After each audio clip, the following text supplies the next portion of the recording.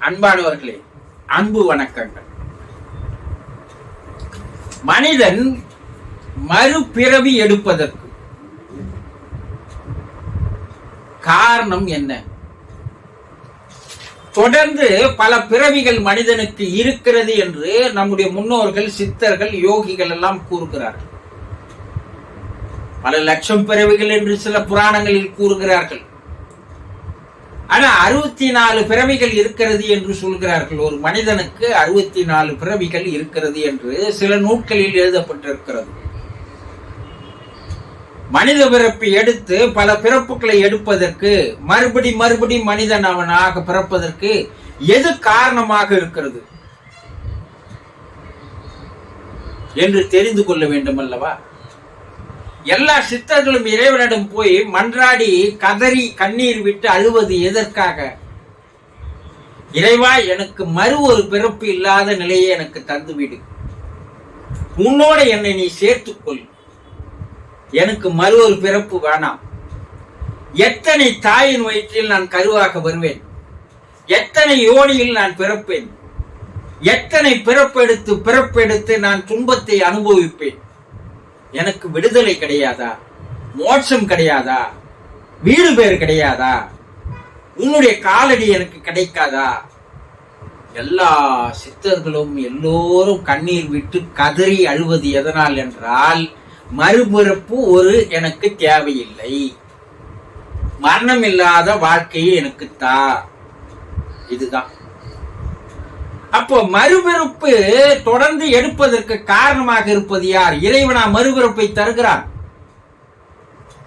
பலர் சொல்லுவாங்க, இறைவன் என்ன மறுபடியும் பிறக்க வைக்கிறான், மறுபடியும் கஷ்டத்தை அனுபவிக்க வைக்கிறான், இறைவன் கொஞ்சம் கூட இரக்கம் இல்லாதவனா என்று பேசுவார்.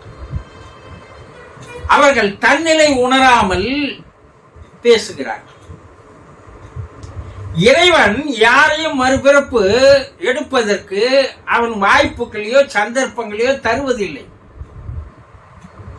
நாமே தான் அதற்கு விதையாக, வித்தாக நாம் மாறிவிடுகிறோம். அப்ப அந்த விதை, வித்து எது காரணமாக இருக்கிறது தெரிஞ்சுக்கணும் இல்லையா? நான் இந்த பிறவியில் நான் வாழ்ந்து கொண்டிருக்கிறேன் என்றால், இந்த பிறவி எனக்கு வந்தது எதனால்? போன பிறவியில் நான் என்னென்ன காரியங்களை செய்தேனோ அந்த செயலுக்கு உண்டான ஒரு விளைவு இருக்கிறதல்லவா? நீங்கள் எந்த ஒரு செயல் செய்தாலும் அந்த செயலுக்கு உண்டான ஒரு விளைவு இருந்தே தீரும். இத காஸ் அண்ட் எஃபெக்ட், இதைதான் கர்ம விதி லா என்று கூறுகிறார்கள். கர்மா லா, கர்ம விதி. அப்போ அந்த விதியை உருவாக்கி கொள்வது யார்? நான் தானே. அப்போ நான் வாழும் காலத்தில் போன பிறவியில் நான் எப்படியெல்லாம் வாழ்ந்தேனோ, எந்த மாதிரி செயல்களை செய்தேனோ, எந்த மாதிரி எல்லாம் நான் எண்ணினேனோ, எதையெல்லாம் நான் சிந்தித்தேனோ, எதையெல்லாம் நான் பார்த்தேனோ, கேட்டேனோ, பேசினேனோ, பழகினேனோ, இதெல்லாம் ஒரு பதிவாக எனக்குள்ளே பதிவாகி இருக்கிறது. என்னுடைய போன பிறவினுடைய 60 வயது, இந்த 60 வயதில் நாள்தோறும் நான் செய்த செயல்களுக்கு உண்டான பதிவுகள் எல்லாம் ஒரு இடத்துல பதிவாகிறது, ரெக்கார்ட் ஆகிறது, ஃபைல் ஆகிறது. 60 ஆண்டு அந்த செயல்களுடைய ஒட்டுமொத்தமான அந்த பதிவுகள், ரெக்கார்ட்ஸ், அவையெல்லாம் இப்ப நம்ம கம்ப்யூட்டர்ல சிப் என்று சொல்கிறோம் இல்லையா? அது போல ஒரு சின்ன சிப்புல அனைத்துமே பதிவாகி இருக்கிறது. இப்ப நம்ம சிப்பை கண்டுபிடிச்சிட்டோம். ஆனா இறைவன் ஏற்கனவே மனிதனை படைக்கும் போதே அவன் ஒரு சாப்ட்வேரை ஏற்கனவே உருவாக்கி வைத்து விட்டான். அந்த சாப்ட்வேரை அவன் என்ன பண்ணிட்டான்னா, பிளைனா அதுல எதுவுமே ரெக்கார்ட் பண்ணாத, எதுவுமே அதுல ஸ்டோரேஜ் பண்ணாத ஒரு வெத்து சாப்ட்வேரை உங்களுக்குள்ள வச்சுட்டான். இப்ப இந்த சாப்ட்வேர்ல நீங்க தான் என்ன பண்ணீங்கன்னா அதுல அந்த லெசனை, ஸ்டோரிய, தீசஸ எல்லாம் நீங்க தான் என்ன பண்ணீங்க. அந்த சாப்ட்வேரை டிசைன் பண்ணதே நீங்க தான்.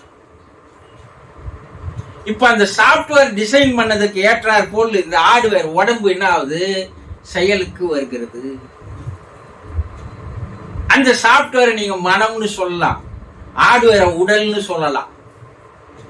இந்த மனத்துல நீங்க வாழும் போது எதையெல்லாம் நீங்கள் அதுக்குள்ள ஸ்டோரேஜ் பண்றீங்களோ அதுதான் விதையாக, வித்தாக, மறுபிறப்பு எடுப்பதற்கு காரணமாக அமைகிறது. வேற ஒண்ணுமே இல்லை. நீங்க இறந்த பிற்பாடு நீங்க என்ன நினைக்கிறீங்கன்னா உடல் போய்விட்டது, இதற்கப்பால் வேறு ஒன்றுமே இல்லை என்று நீங்கள் நினைக்கிறீர்கள். இல்ல, இந்த உடலை விட்டு வெளியேறியது பார், ஆன்மாவும் அந்த மனமும் ரெண்டும் ஒரு நாணயத்தின் இரு பக்கங்கள் போல, ரெண்டும் இரட்டை இறகுகள் கொண்ட ஒரு ஆன்ம பறவையாக அது வெளியேறுகிறது. இந்த மனம் என்ற ஒரு உடல் இருக்கின்ற வரைக்கும் அந்த சாப்ட்வேரை நீங்க எடுத்துன்னு போயிருக்கிறீங்க. ஹார்ட்வேர் போயிடுச்சு. இப்ப இந்த சாப்ட்வேர் என்ன பண்ணுதுன்னா மறுபடியும் ஒரு ஹார்ட்வேரை தேடி அந்த ஹார்ட்வேருக்குள் வந்து அமர்த்துகின்ற வேலையைத்தான் இறைவன் செய்கிறான். இந்த முறைனா அந்த சாப்ட்வேரை நீ என்ன பண்ணு, உனக்கு மறுபடியும் ஒரு ஹார்ட்வேர் கொடுக்குறேன், உடம்ப கொடுக்குறேன். இந்த சாப்ட்வேர் உள்ள போய் உக்காந்து இந்த சாப்ட்வேர்ல தேவையில்லாதெல்லாம் நீ டெஸ்ட்ராய்